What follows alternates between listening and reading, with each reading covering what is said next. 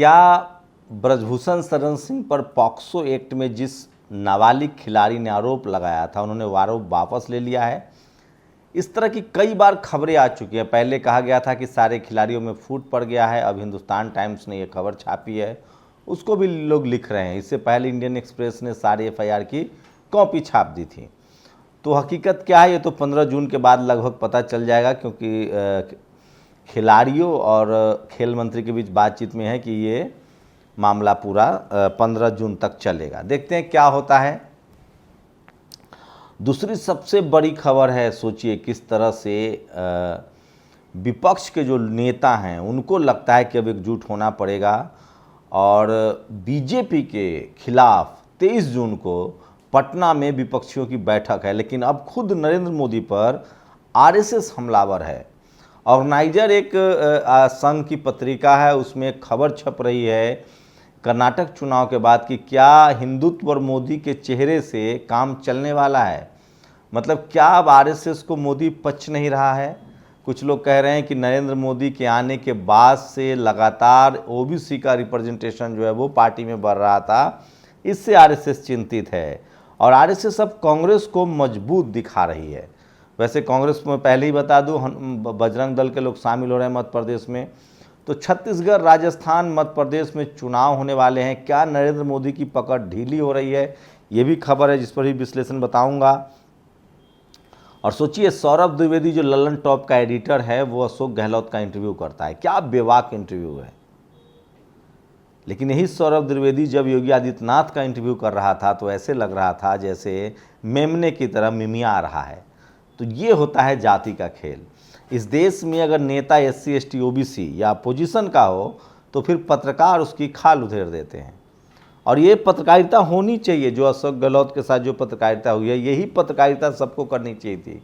लेकिन सबकी पत्रकारिता ऐसी नहीं होती है, देखा जाता है कि सामने वाला कौन है। तो ऐसे तमाम बड़ी खबरें हैं जो सोशल मीडिया पर वायरल हैं, मैं एक एक करके लाऊंगा।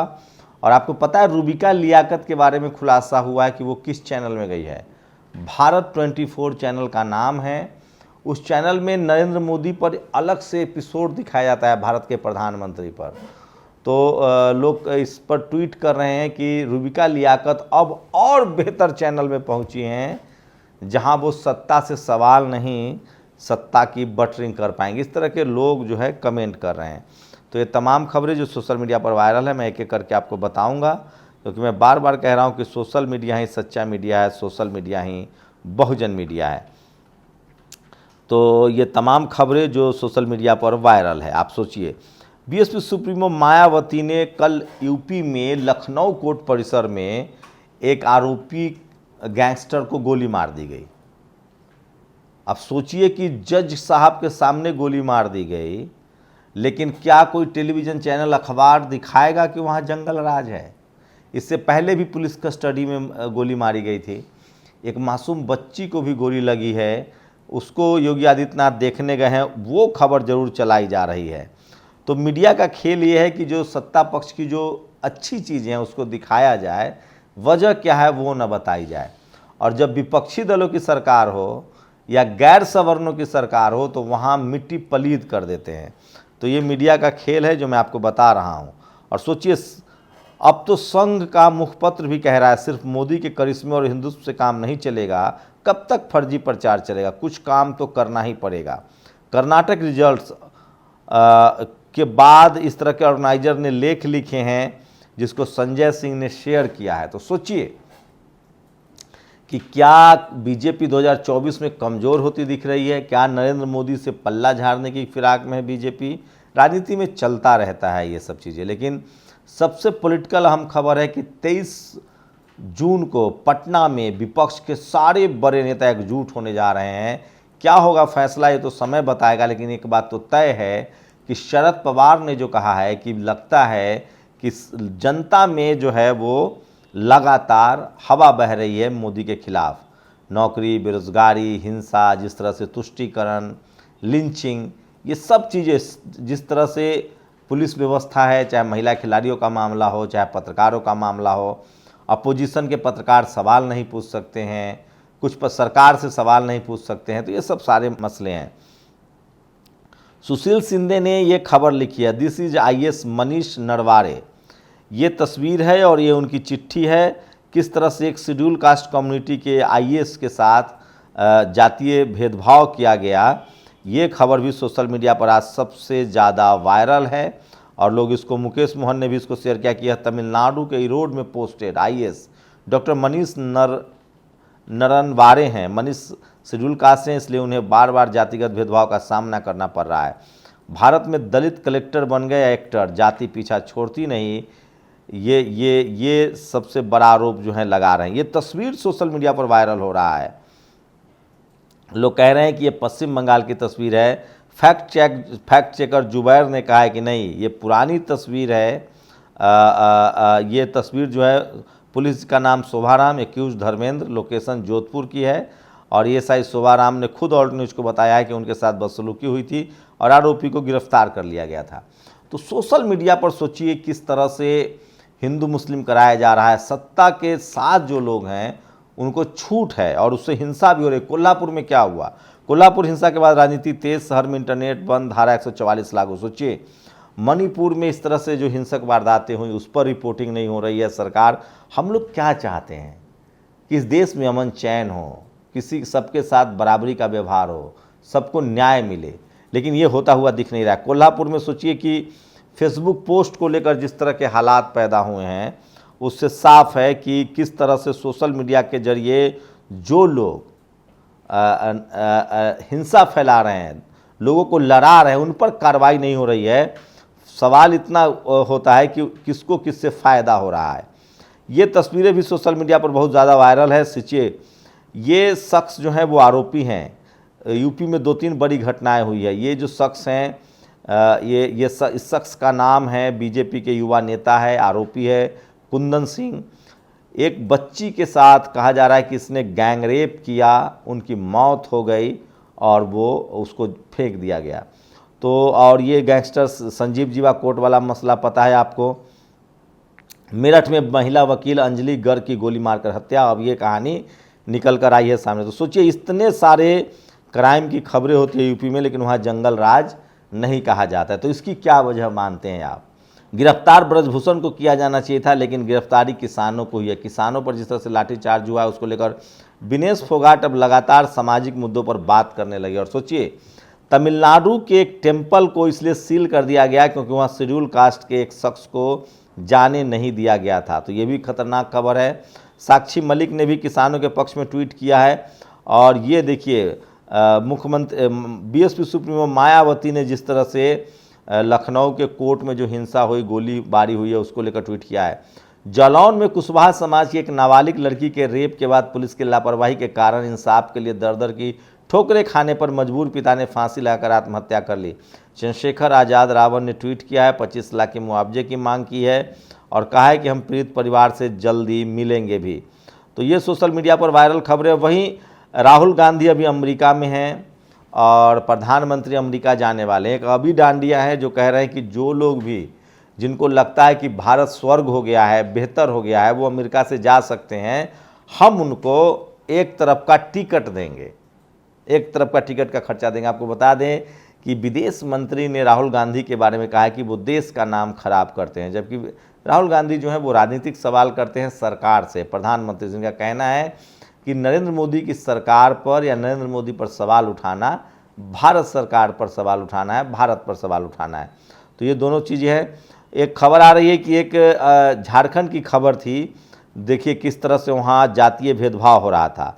और उस राजेश महतो शख्स ने, जो जिला परिषद के मेंबर हैं, उन्होंने वेद के खिलाफ शिकायत दी है पुलिस में। मुझे नहीं पता एफआईआर हुआ है कि नहीं, शिकायत की बात है। तो सोचिए ये लोग भेदभाव नहीं ख़त्म करना चाहते हैं, लेकिन अगर भेदभाव की आप रिपोर्टिंग करेंगे तो इनको बहुत दिक्कत होती है। ऐसे लोगों से सावधान रहिए और किसी भी तरह की गैर बराबरी के खिलाफ बोलते रहिए। जोमेटो का बाइकआउट, जोमेटो ट्रेंड चल रहा है। जोमेटो ने एक जो आप लोगों ने एक लगान फिल्म देखी होगी, तो एक जाति सूचक ऐड बनाया था जिसके बाद से लोग विरोध कर रहे थे जोमेटो का।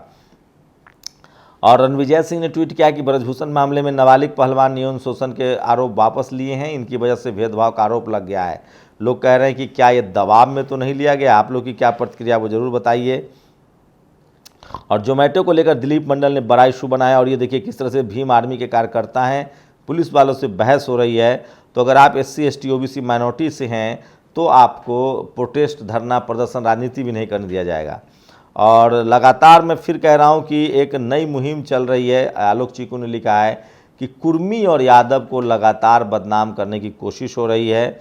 और ये खबर देखिए, बस्ती जिले में डॉक्टर अरुणेश कुमार यादव ने बस्ती जिले में 14 वर्षीय किशोरी शालिनी यादव की रेप हत्या मामले में बीजेपी नेता ठाकुर कुंदन सिंह को आरोपी बनाया गया है। और अब भारी विरोध के बाद गिरफ्तारी हुई है। कुंदन सिंह एवं अन्य 2 रेप, हत्या एवं पॉक्सो की धारा लगाई गई है। तीनों पकड़े गए हैं। पुलिस के अनुसार उनमें से एक आरोपी ने तीनों के द्वारा नाबालिग किशोरी का रेप करने और ब्लीडिंग ज़्यादा होने से मौत की बात स्वीकार की है। अब हमारा पुलिस और सरकार से निवेदन है कि इस मामले को फास्ट ट्रैक के तहत चलाकर दोषियों को फांसी हो। तो चलिए, फाइनली बस्ती वाले मामले में गिरफ्तारी कर ली गई है। तो बस्ती में बलात्कार करके एक लड़की की हत्या कर दी गई, आरोपी भाजपा नेता है। कोर्ट के अंदर गैंगस्टर की हत्या कर दी गई जज के सामने। वैसे दोनों हिंदू थे, लेकिन आपने किसी चैनल पर उत्तर प्रदेश में जंगल राज जैसी हेडलाइन देखी। दिमाग गिरवी न रखा हो तो सोचिएगा और फिर समझ आएगा कि नोएडा मीडिया इस देश को कैसे गुमराह और बर्बाद कर रहा है। ये ट्वीट अशोक कुमार पांडे ने किया है, जो सोशल मीडिया पर वायरल है। और ये देखिए अखबार की खबर है, लगता है अमरावती ग्रुप के प्रोजेक्ट में लगा नेताओं ब्यूरोक्रेट्स के पैसे, फंडिंग का सोर्स पता कर रही है आयकर विभाग। रियल एस्टेट कारोबारी रवि पांडे, रजनीकांत मिश्र, रोहित सहाय, आकाश अग्रवाल और किशोरी लाल गोयल के 50 से अधिक ठिकानों पर छापेमारी चल रही है। तो ये सारी खबरें जो है आपको टीवी अखबार में नहीं दिखेगी, क्योंकि ये सब मैनेज होता है। सोशल मीडिया पर मैं आपको बताने की कोशिश करता हूँ। वहीं कुछ खबर ऐसी भी हैं जो आपको ज़रूरी है। उड़ीसा में ये तस्वीरें मुझे दर्शक ने भेजी है जिनका बुद्ध रीति रिवाज से शादी हुआ है। तो उड़ीसा में लगातार जो बहुजन समाज के लोग हैं वो जागरूक हो रहे हैं। ये भुवनेश्वर के आसपास का कोई इलाका है। तो बहुजन समाज देश भर में जागरूक हो रहा है। सरकार नहीं मानी तो कई साल चलेगा धरना। कैथल में जो सरकारी स्कूल जिस तरह से जिला सचिवालय में जन शिक्षा अधिकार मंच का धरना 252वें दिन जारी रहा। धरना की अध्यक्षता मास्टर राम शरण रविश ने की है। सरकार किसानों की खराब हुई फसलों के मुआवजा जल्दी जारी करो, ऐसे इस तरह के तो लगातार जो है वो खबरें चल रही है। और अफवाहों का दौर बाजार जो है वो लगातार गर्म है। ये वायरल वीडियो, इस तरह की तस्वीरें की जा रही थी। कहा जा रहा था रेल दुर्घटना के बाद से लगातार पहले मस्जिद का मामला लाया गया, फिर कई तरह की खबरें आई। उसके बाद अब सिलेंडर, कहा क्या कि सिलेंडर फेंका गया था। वायरल वीडियो के साथ दावा है कि हल्द्वानी में चलती ट्रेन के आगे एक व्यक्ति ने साजिश के तहत भरा सिलेंडर फेंक दिया। दरअसल पिछले साल गंगाराम खाली सिलेंडर लेकर पटरी पार कर रहा था, लेकिन ट्रेन आने के डर से सिलेंडर फेंक दिया था। तो अगर आप आँख से भी कोई चीज़ देख रहे हैं तो जल्दी प्रतिक्रिया न दे, हो सकता है कि वो फेक हो। तो लगातार सोशल मीडिया पर लगातार फेक खबरें फैलाई जा रही है। और इस वजह से किस तरह से देखिए कि कोल्हापुर में तनाव भी है। तो ये लखनऊ कोर्ट की खबर बड़ी है। रूबिका लियाकत ने भारत 24 खबर करने की ज्वाइन की गई है, जहां सत्ता से सवाल पूछना तो और मुश्किल हो जाएगा। ये खबर सोशल मीडिया पर बहुत चल रहा है। धीरेन्द्र शास्त्री से शादी के लिए शिवरंजनी तिवारी, जो गंगोत्री से पैदल निकली हैं, वो MP की रहने वाली MBBS डॉक्टर है, ये भी लोग सब खबर है। और सौरभ द्विवेदी, अशोक गहलोत के इंटरव्यू को लेकर भी लोग खबर बना रहे हैं। क्या तल्ख अंदाज में सौरभ द्विवेदी ने इंटरव्यू किया है।